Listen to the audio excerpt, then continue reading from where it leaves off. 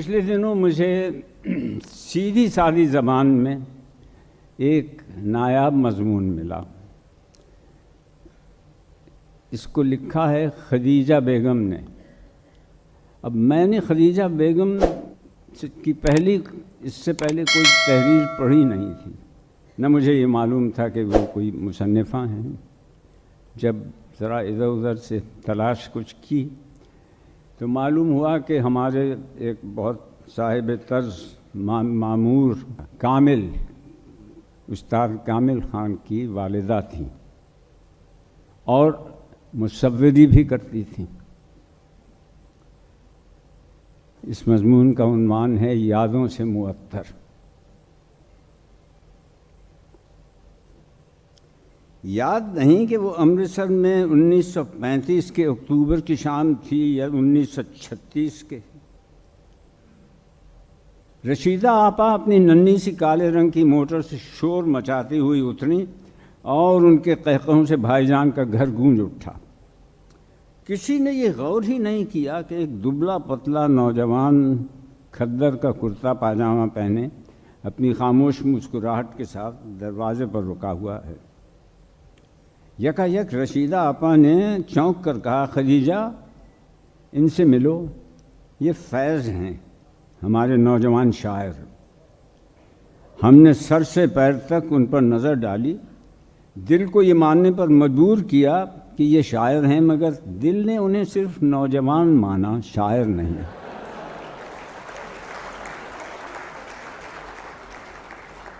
ہمارے تصور میں ان دنوں شاعر کا حلیہ کچھ ایسا ہوتا تھا کہ لمبے لمبے بال والا، جھومتا جھامتا، کھویا کھویا سا، جگر مرادی باجا جیسا. یہ سوچ کر کہ یہ شاعر وائر نہیں ہیں، نہ ہم نے ان کی طرف دوبارہ دیکھا اور نہ ان سے کوئی بات کی. فیض نے نہ شراب پی، نہ شعر سنایا، نہ شور مچایا. پھر یہ شاعر کس قسم کے ہو گئے؟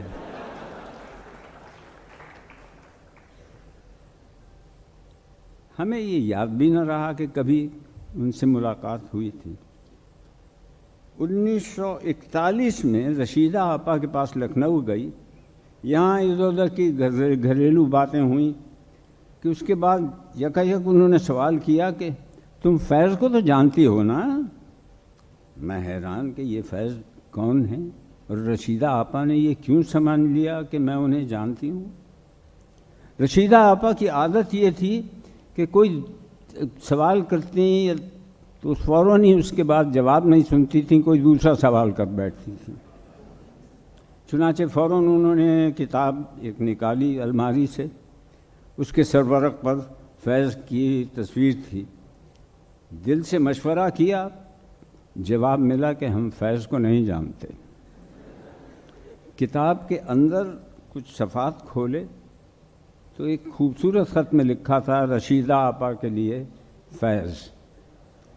اندر کے کچھ صفحے ادھر سے الٹے پلٹے. ان 4 مصروں نے ہمیں چونکا دیا. رات پھر دل میں تیری کھوئی ہوئی یاد آئی، جیسے ویرانے میں چپکے سے بہار آ جائے، جیسے صحراؤں میں ہولے سے چلے باد نسیم، جیسے بیمار کو بے وجہ قرار آ جائے.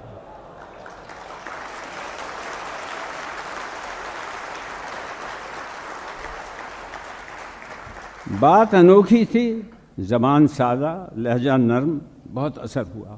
بار بار یہ اشعار پڑھے. اس کے بعد ہم نے ہر رسالے میں فیض کا کلام تلاش کیا، مگر کم ہی نظر آیا. 1947 میں حالی سے دہلی میں ملاقات ہوئی اور گہری دوستی ہو گئی اور اکثر ملنا ہوتا تھا. حالی نے جب پہلی مرتبہ ایک فرصت گناہ ملی، وہ بھی 4 دن دیکھے ہیں ہم نے حوصلے پروردگار کے، گا کر سنایا، تو مجھے یوں محسوس ہوا جیسے فیض کی عظمت پوری کائنات پر چھا گئی ہے. ان کا ایک ایک شعر مجھے زبانی یاد ہو گیا، یا بالکل محاورے کی اور کہاوت کی طرح. ہم لوگ فیض کا حوالہ دینے لگے. میں نے دل ہی دل میں فیض کا مجسمہ بنا لیا تھا، اسے کسی قیمت پر بدلنے کے لیے تیار نہ تھی. اس لیے ٹھان لیا کہ ان سے کبھی ملوں گی نہیں۔ ایک زمانے کی بات ہے کہ میں لاہور میں اپنے بھائی کی شادی میں گئی، ایک دم وہاں سے اٹھ کر چلی آئی۔ ہم سب شامیانے میں بیٹھے تھے، چلی اس لیے آئی کہ کسی نے آ کے کہا کہ فیض آ رہے ہیں۔ میں اس وقت تک باہر نہیں نکلی جب تک فیض چلے نہیں گئی۔ بات وہی تھی کہ ہمارے تصور میں ان کا جو مجسمہ تیار کیا ہوا تھا وہ کہیں پاش نہ ہو جائے۔ میں فیض کے متعلق ہر چھوٹی بڑی بات معلوم کرنے لگی۔ یوں لگتا تھا کہ مجھے ان کے ساتھ جیل کی چہار دیواری میں بھی وقت گزارنا پڑا۔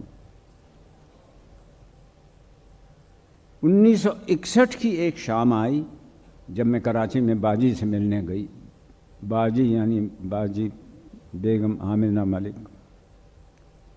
تو باجی نے کہا ارے تم ذرا پہلے آ جاتی ہیں، فیض آیا ہوا ہے اس سے مل لیتی۔ میں نے شکر کیا کہ اس وقت وہ حضرت باہر گئے ہوئے تھے، ورنہ یہاں تو ٹکراؤ ہو ہی جاتا۔ باجی کی گفتگو بھی ایک طرح کی ٹریفک ہوتی ہے، وہ دوسرے کو گفتگو کا موقع ہی نہیں دیتی۔ فیض کے متعلق بس ایک جملہ کہہ کر دوسرا موضوع چھیڑ دیا کہ ہائے کیا غضب کا زمانہ آ گیا ہے، قیامت کا زمانہ ہے، سگریٹ ملتے ہی نہیں ہیں۔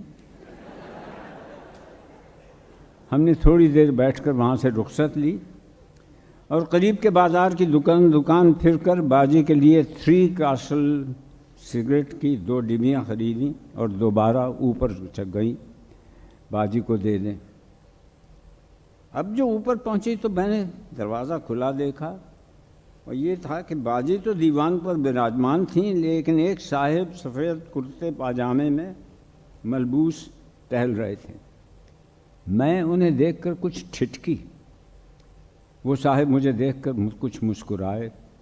باجی بولیں فیض تم خدیجہ سے کبھی ملے نہیں؟ فیض صاحب نے باجی کے سوال کا جواب نہیں دیا، بلکہ ایک نرم و نازک کے ساتھ میٹھی سی آواز میں کہا ارے بھائی ہم اب تک ملے کیوں نہیں ہیں؟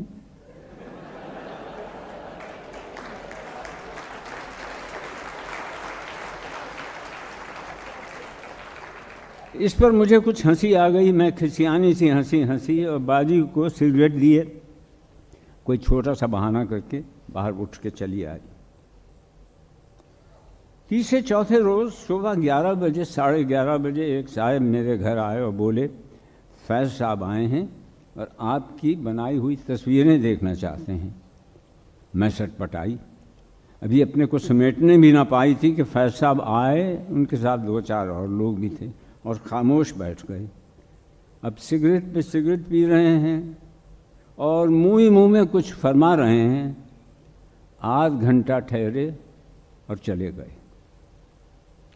تصویروں کی نمائش کے سلسلے میں مجھے 2-4 بار ان سے ملنا ہوا، پھر سے ملنا ہوا۔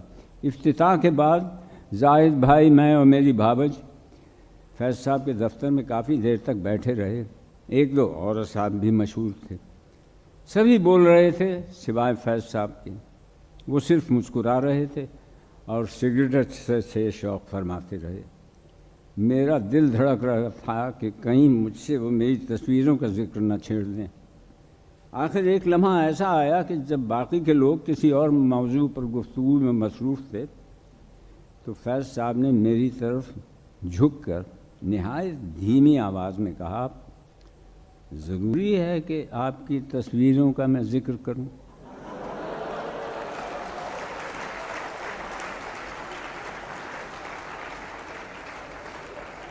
میں نے جواب دیا ہرگز ضروری نہیں۔ اس کے بعد میں نے چین کی سانس لی کہ چلو یہ موضوع تو ختم ہوا۔ پھر ہم دونوں کے درمیان کوئی گفتگو نہیں ہوئی۔ کوئی قابل گفتگو موضوع کبھی ہو جاتا، چھڑ جاتا اور بحث چھڑ گئی تو کچھ اس قسم کی باتیں ہوئیں کہ فیض صاحب ٹھیک ہے یہ یوں بھی ہو سکتا ہے، ٹھیک ہے۔ میں بیشتر محسوس ہوا کہ انہیں کسی طرح کے بحث کے تمام دروازے بند کرنا منظور ہے۔ ایک دن میں نے پوچھا کہ جب آپ کو معلوم ہے کہ یہ ٹھیک نہیں ہے تو پھر آپ ٹھیک ہے کیوں کہتے ہیں؟ ایک بات غلط بات ٹھیک کیسے ہو سکتی ہے جبکہ آپ اس کا غلط ہونا تسلیم بھی کر چکے ہیں؟ پھر وہی جواب ملا، ٹھیک ہے۔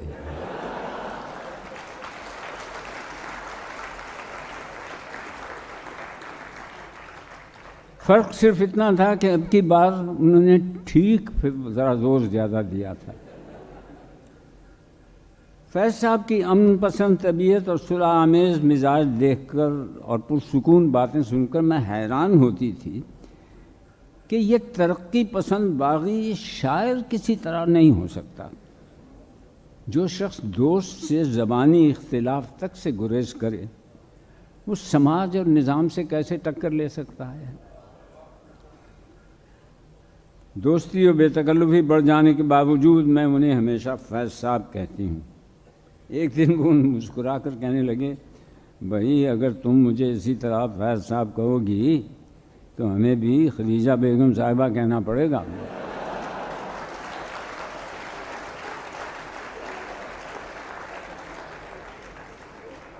ان کا مزاج دیکھیے کہ اس کے بعد بھی میں نے کبھی انہیں فیض نہیں کہا، مگر اس روز کے بعد نہ انہوں نے کبھی مجھے ٹوکا اور نہ مجھے خدیجہ بیگم صاحبہ وغیرہ کہا۔ شروع دوستی کی بات ہے کہ کھانے کی طرف ہماری بے التفاتی دیکھ کر ایک دن کہنے لگے، تمہاری ہماری دوستی کیسے نبھی گئی بھائی؟ کس طرح؟ نہ تمہیں کھانے کا شوق ہے نہ کھلانے کا۔ میں نے کہا کہ یہ تو دوستی میں رکاوٹ یا خلل کا سبب نہیں ہو سکتا۔ کہنے لگے، پھر خاموش ہو گئے۔ لیکن اس کے بعد لندن تک میں نے فیض صاحب کو بہت مزے کے کھانے خود پکا کر کھلائے اور بڑے چاؤ اور چاہت کے ساتھ، مگر میں نے یہ دیکھا کہ جو چیز نزدیک ہوتی ہے بس صرف اسی کو کھاتے ہیں۔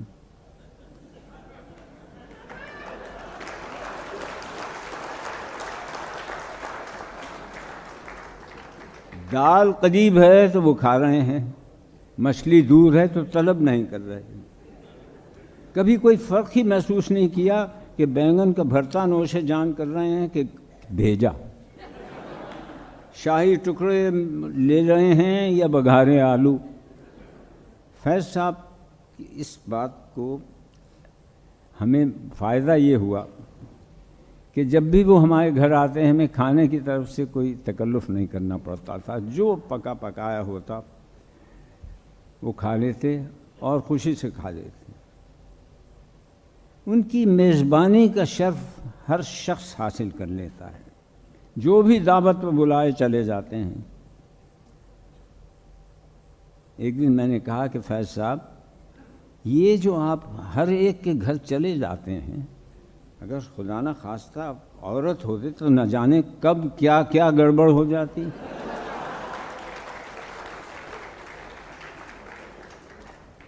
اس بات سے وہ بہت محظوظ ہوئے ہیں۔ ہم پر مدتوں فیض صاحب کی عظمت و قابلیت کا رعب رہا، رعب تو اب بھی ہے، اتنا ہی ہے، مگر اب ہمیں اسے چھپانے کا سلیقہ آ گیا ہے۔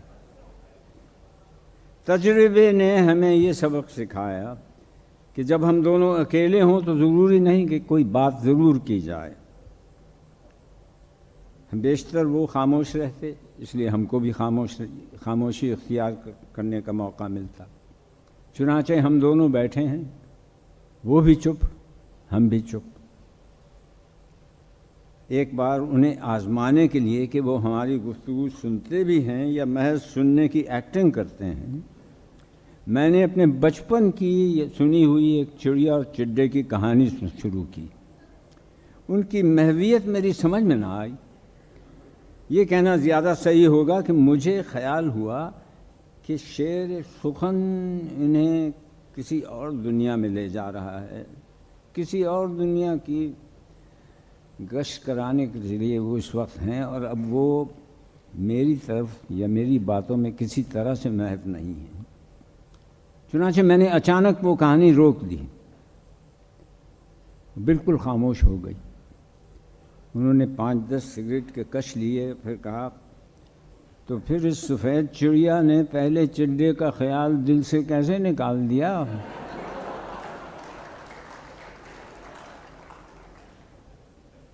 اس استفسار پر مجھے یقین ہو گیا کہ وہ کہانی سن رہے تھے اور مجھے پوری کہانی سنانی پڑی۔ سمجھ میں نہیں آتا کہ فیض صاحب یہ کیسے فیض ہیں جو ہم سے ملتے ہیں تو نہ کوئی شوخی دکھاتے ہیں، نہ کوئی کسی طرح سے کوئی تڑپ محسوس ہوتی ہے، نہ غم، نہ غصہ، نہ شور، نہ شکوہ۔ انقلابی شاعر کس طرح کے ہیں کہ کبھی گفتگو میں سیاست کا رنگ ہی نہیں لاتے، شعر میں وہ موتی پرولتے ہیں، لیکن گفتگو میں بالکل چپ رہتے ہیں، محفل میں چپ چاپ رہتے ہیں۔ یہ تو سراسر بخیلی ہے۔ یہ تو بے حد دوست قسم کے انسان ہیں، لیکن اتنے اچھے دوست نکلے کہ اندر کا شاعر ہی غائب ہو گیا۔ ان کی خاموش طبیعت سے ہمیں کوئی شکایت نہ کبھی ہوئی، مہینوں وہ نہ آئے، ہم نے کبھی شکایت نہ کی، ہمت ہی نہ ہوئی۔ لاہور کے قیام کے زمانے میں ایک بار فیض صاحب کا فون آیا اور خلاف عادت بات شکایت سے شروع کی، تم نے ہمیں فون ہی نہیں کیا، کیوں نہیں کیا؟ ہم حیران کہ آخر بلا وجہ فون کیوں میں کرتی؟ کبھی شکایت کرنے والے نے کہا، شکایت نہ کرنے والے نے کہا، اس شکایت کا سبب ہم نے بھی یہ کہا میں پوچھ سکتی ہوں؟ کہنے لگے، میں نے پوچھا کوئی خاص بات کہنی تھی آپ کو، مجھے بتائیے تو، فون کرتی میں فوراً جواب دیتی۔ فرمایا ہم آ جائیں، کھانا کھلاؤ گی؟ ہم نے کہا ہم ضرور۔ کہنے لگے کیا؟ ہم نے کہا دال روٹی۔ کہنے لگے پھر ہم نہیں آتے۔ میں نے کہا اور اگر نرگسی کوفتے، سیخ کباب اور مرغ مسلم ہو تو؟ کہنے لگے پھر آ جائیں گے۔ 1 بجے تشریف لائے، معمول سے زیادہ خوش، خاموشی کی نمایاں تھی، اس کے باوجود ان کی بشارت کا سبب پوچھنے کو بہت جی چاہا، مگر برسوں کی سنگت نے یہ سکھایا تھا کہ فیض صاحب سے کم سوال پوچھنا چاہیے تاکہ انہیں جواب کی زحمت نہ ہو۔ کھانے کے بعد دھوپ میں بیٹھنا چاہتے تھے، باہر سبزے زار پر کرسیاں رکھوا کر ہم لوگ بیٹھ گئے۔ یوکلپٹس کے بڑے بڑے درخت چاروں طرف پھیلے ہوئے تھے اور پھول کی کیاریاں تھیں، پھولوں کی۔ فیض صاحب یوکلپٹس کے بڑے بڑے درخت چاروں طرف دیکھنے لگے، کچھ دیر ٹہلے، پھر ایک بار دھیمے سے بولے، شعر کہنے کو جی چاہ رہا ہے۔ معلوم نہیں مجھ جیسا کوئی خوش نصیب اور ہے جس نے فیض صاحب کی زبان سے یہ جملہ سنا ہوگا، یا یہ منظر دیکھا ہوگا، یا ان کا ایسا موڈ دیکھا ہوگا۔ میرے لیے تو یہ بالکل پہلا موقع تھا کہ دیکھتے دیکھتے اب آسمان سے پھول برسیں گے اور ستارے چھپنا چھوڑ کے نکل آئیں گے۔ درختوں کی طرف دیکھتے ہوئے مجھ سے پوچھا، یوکلپٹس کو اردو میں کیا کہتے ہیں؟ شکر ہے کہ اس وقت حافظ نے ساتھ دیا۔ میں نے کہا شاید لغت میں تو یہ لفظ نہ ہو، مگر ہم سفیدہ بولتے ہیں اور مالی بھی یہی کہتے ہیں۔ اس کے بعد معلوم نہیں انہوں نے میرا جواب سنا بھی یا نہ سنا، آسمان کی طرف دیکھ کر مسکراتے رہے اور اس کے بعد گنگنانے لگے۔ میں سمجھ گئی کہ نزول شعر کا لمحہ ایسا ہی ہوتا ہے، چنانچہ چائے کا بہانہ کر کے اندر چلی گئی، اطمینان سے چائے بنائی اور کوئی 8 گھنٹے کے بعد واپس آئی۔ تو دیکھا کہ ابھی تک گنگناتے ہوئے ٹہل رہے ہیں۔ چائے کی پیالی رکھ کر پھر میں اندر چلی گئی۔ بہت دیر کے بعد 2-3 گھنٹوں کے بعد باہر آئی تو دیکھا اب پہلے سے بہت زیادہ مسرور ہیں۔ مجھے نہیں معلوم کہ اس دن فیض صاحب نے شعر کہے یا نہیں کہے، اور اگر کہے تو کون سے۔ ان سے ہماری دوستی کچھ ایسی ہی تھی کہ نہ ہم پوچھیں نہ وہ بتائیں۔ اتنا کچھ انہیں جانتے اور ان کے اتنے قریب رہنے کے بعد بھی ایسا لگتا ہے جیسے ہم فیض صاحب کو جانتے ہی نہیں۔ واقعی کتنا جانتے ہیں اور کیا جانتے ہیں۔ اگر آج رشیدہ آپا زندہ ہوتی تو پوچھتی فیض کو تو تم جانتی ہو نا، تو ہم اسبات میں جواب نہ دے سکتے۔